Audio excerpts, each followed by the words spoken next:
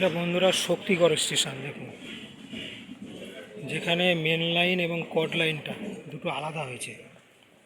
একটা line properly যেটা হাওড়ার দিকে যাচ্ছে কড হয়ে, প্রায় 10 কিলোমিটার রাস্তা কম বর্ধমানের সঙ্গে, আর একটা প্রপারলি মেন লাইন যেটা পুরোপুরিভাবে ব্যান্ডেলের ওপর দিয়ে যাচ্ছে, প্রায় 11-12 কিলোমিটার রাস্তা বেশি অনেক।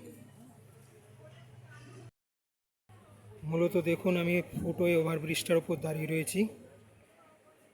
এইখানে অনেকে লাইন চিনতে পারে না, কারণ দুটো আপ লাইন, দুটো ডাউন লাইন এবং পাশাপাশি অন্যান্য লুপ লাইনের জন্য কোনটা কড লাইনে যাবে আর কোনটা মেন লাইনে যাবে, এটা একটা কনফিউশন হয়ে যায় অনেক মানুষের কাছে।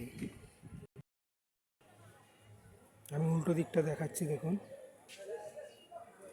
পুরো জায়গাটা এখন খুব ভালোভাবে বেশ ঘুরে দিয়ে প্রোটেক্ট করে দিয়েছে যে কোনো দুর্ঘটনা, যে কোনো সমস্যা এড়ানোর জন্য।